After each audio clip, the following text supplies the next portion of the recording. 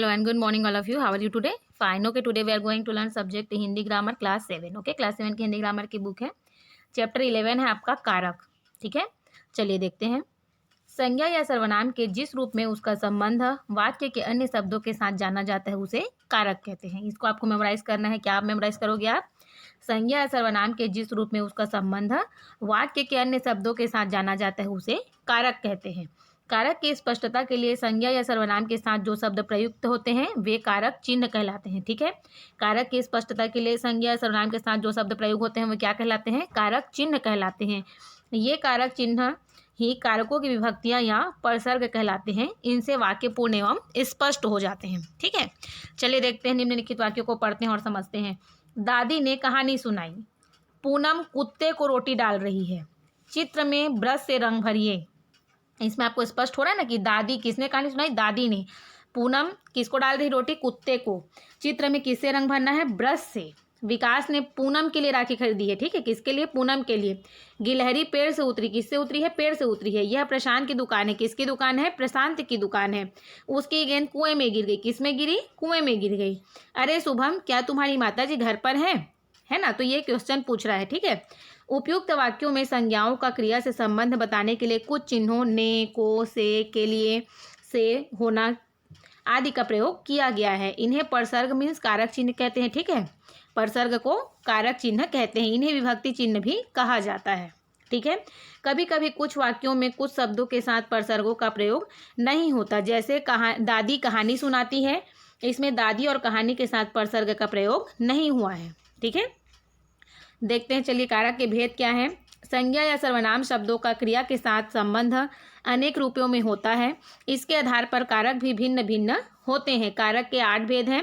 कारक भेद के अनुसार कारकों के चिन्ह निश्चित हैं. इन चिन्हों को क्या कहते हैं? विभक्तियां कहते हैं. ठीक है, कारक भेद के अनुसार कारक के चिन्हों का चिन्ह निश्चित है जिन्हें विभक्तियां कहते हैं. ठीक है, यहाँ पे देखिए आपको एक ये याद कर लेना है. कर्ता ने कर्म को करण से, संप्रदान को अपादान से, ऐसा करके. तो ये आपको मेमोराइज करोगे तो आपको अच्छा माने याद हो जाएगा. ठीक है, इसको आप पढ़ोगे और मेमोराइज करना. जहाँ कर्ता ने तो विकास ने गीत सुनाया. कर्म को के द्वारा प्रकट किया जाता है तो अनुष्का अरुणा को फ़ोन मिला रही है. करण से या के द्वारा तो सतीश कैमरे से फ़ोटो खींच रहा है ना. संप्रदान के लिए का होता है या को होता है तो रजनी हर्षित के लिए खिलौना लाई है. ठीक है, चलिए नेक्स्ट पेज. अपादान से शिल्पी बस से उतरी. संबंध का, के, की, रा, रे, से होता है तो इस कूलर का पंखा खराब है ना. ये उदाहरण है उसका कि इस कूलर का बता रहे हैं. इससे संबंध कूलर से बता रहे हैं कि कूलर का पंखा खराब है. अधिकरण पर या में. आज सड़क पर कोई रिक्शा नहीं चल रहा है ना. या है और दूध में कुछ पड़ गया. दूध में कुछ पड़ गया. संबोधन में क्या होता है? हे और अरे आदि का प्रयोग किया जाता है. हे प्रभु हम पर दया कीजिए. तो इस तरीके से इसको हमको मेमोराइज कर लेना है. ठीक है, आप क्या मेमोराइज करोगे? कर्ता ने, आपको पता होना चाहिए कि ने जहाँ पे लग रहा है वो कर्ता है, को कर्म को बता रहा है, से करण को बता रहे हैं ना. तो आप जब ये याद करोगे कर्ता ने कर्म को, करण से, संप्रदान को, अपादान से, संबंध का, के, की, अधिकरण पर में, संबोधन है अरे, तो इसमें आपको जो आप वाक्य दिखेगा आपको तो आप जान जाओगे कि ये किस में से लिया गया है. ठीक है, अब फर्स्ट देखते हैं. इसमें कर्ता कारक दिया गया है. शब्द के जिस रूप से क्रिया करने वाले का पता चलता है उसे कर्ता कारक कहते हैं. इसकी विभक्ति ने है. जैसे ममता ने सब्जी काटी. सब्जी काटने की क्रिया करने वाला कौन है? ममता. अतः यहाँ ममता शब्द जो है क्या है?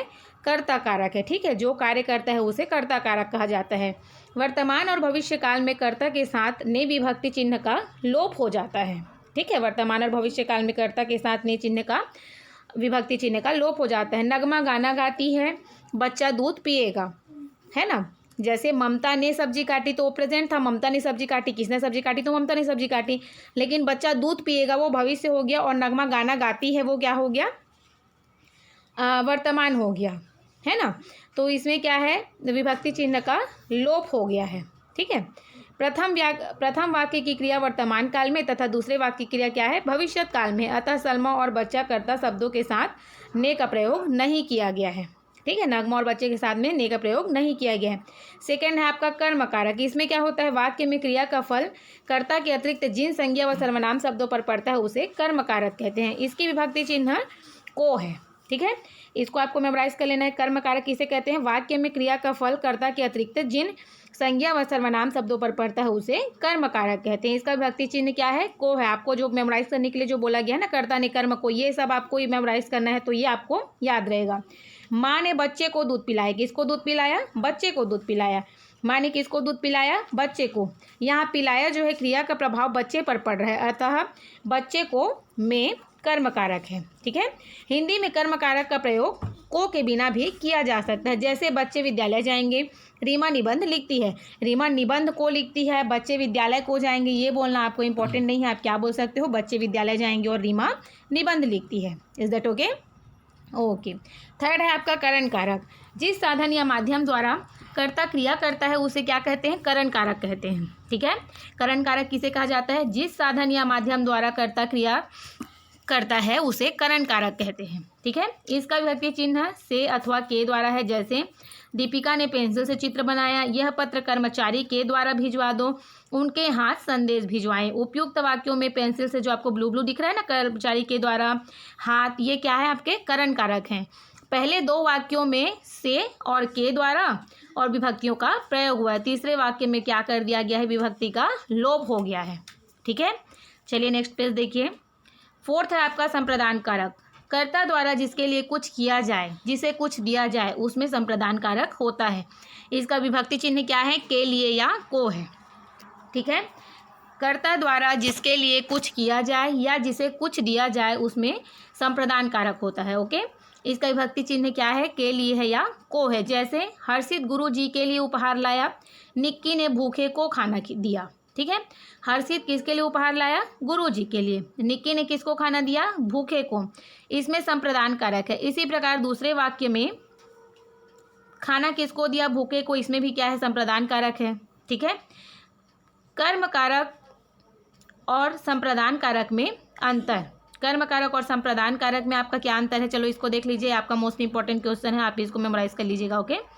दोनों कारकों में को परसर्ग का प्रयोग होता है। संप्रदान कारक देने का भाव मुख्य होता है, जबकि कर्म कारक में क्रिया के प्रभाव का भाव होता है। ठीक है। कर्म कारक और संप्रदान कारक में क्या है? दोनों कारकों में को परसर्ग के रूप में प्रयोग किया जाता है ना, कर्म में भी और संप्रदान कारक में भी। बट इसमें क्या होता है? संप्रदान कारक में देने का भाव मुख्य होता है और कर्म कारक में क्रिया के प्रभाव का भाव होता है। दादी जी ने प्यासे को पानी दिया। ठीक है। ये आपका संप्रदान कारक हो गया। अध्यापक जी ने रवि को बुलवाया, ये आपका कर्म कारक हो गया। ठीक है। आप इसको मेमोराइज कर लोगे। फिफ्थ है आपका अपादान कारक। जिस पद से किसी व्यक्ति या वस्तु के अलग होने का भाव प्रकट होता है उसे अपादान कारक कहते हैं।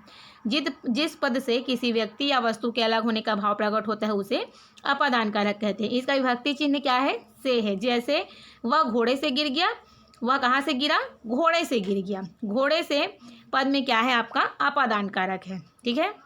इसमें भी आपका अंतर दिया है करण कारक और अपादान कारक में, है ना, क्योंकि दोनों में से का प्रयोग होता है। तो इस बात को विशेष ध्यान रखना चाहिए कि जहाँ साधन के अर्थ में से का प्रयोग हो वहाँ क्या होता है? आपका करण कारक होता है, और जहाँ पृथकता का बोध हो वहाँ अपादान कारक होता है। ठीक है। जहाँ पे साधन के अर्थ में से का प्रयोग होगा वो करण कारक होगा और पृथकता का बोध होगा वहाँ पे अपादान कारक। मैं कलम से लिखता हूँ, किससे लिखता हूँ? कलम से लिखता हूँ, तो ये आपका करण कारक हो गया। और वह कहाँ से आया है? घर से आया है ना, यानी कि पृथक कर दिया गया है, घर से वो बाहर आ गया है, तो घर से आया है, तो ये अपादान कारक हो गया। 6 है आपका संबंध कारक। संज्ञा या सर्वनाम के जिस रूप में एक वस्तु का दूसरी वस्तु के साथ संबंध ज्ञात हो उसे संबंध कारक कहते हैं। इसके विभक्ति चिन्ह क्या क्या है? का, के, रा, रे, री, ना, ने, नी आदि है। ठीक है। संबंध कारक क्या है? संज्ञा या सर्वनाम के जिस रूप से एक वस्तु का दूसरी वस्तु के साथ संबंध ज्ञात हो उसे संबंध कारक कहते हैं। मैं सोहन के घर नहीं जाऊंगा, मेरी बहन परीक्षा में प्रथम आई है, तुम्हारी पुस्तक कौन सी है? ठीक है। उपयुक्त वाक्यों में सोहन का संबंध किससे है? घर से, मेरी का बहन से, तथा तुम्हारी का पुस्तक से है, इसलिए मदन के मेरी तुम्हारी पदों में क्या है? संबंध कारक है। इन तीनों में क्या है? संबंध कारक है। ठीक है। चलिए नेक्स्ट पेज। 7वां है आपका अधिकरण कारक। ठीक है। संज्ञा के जिस रूप से क्रिया के आधार पर समय और स्थान आदि का पता चलता है उसे अधिकरण कारक कहते हैं। क्या कहते हैं? संज्ञा के जिस रूप से क्रिया के आधार पर समय और स्थान आदि का पता चलता है उसे अधिकरण कारक कहते हैं। इसकी विभक्ति चिन्ह क्या है? में तथा पर है। जैसे बंदर कहाँ है? छत पर बैठा है। रूपाली घर में है, तो बंदर कहाँ पर बैठा है? छत पर। रूपाली कहाँ पे है? घर पर। ये सब क्या है? आपका अधिकरण कारक है। ठीक है।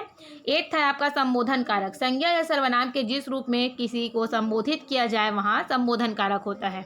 ठीक है। संज्ञा या सर्वनाम के जिस रूप में किसी को संबोधित किया जाए वहाँ संबोधन कारक होता है। इसका संबंध क्या है वाक्य में?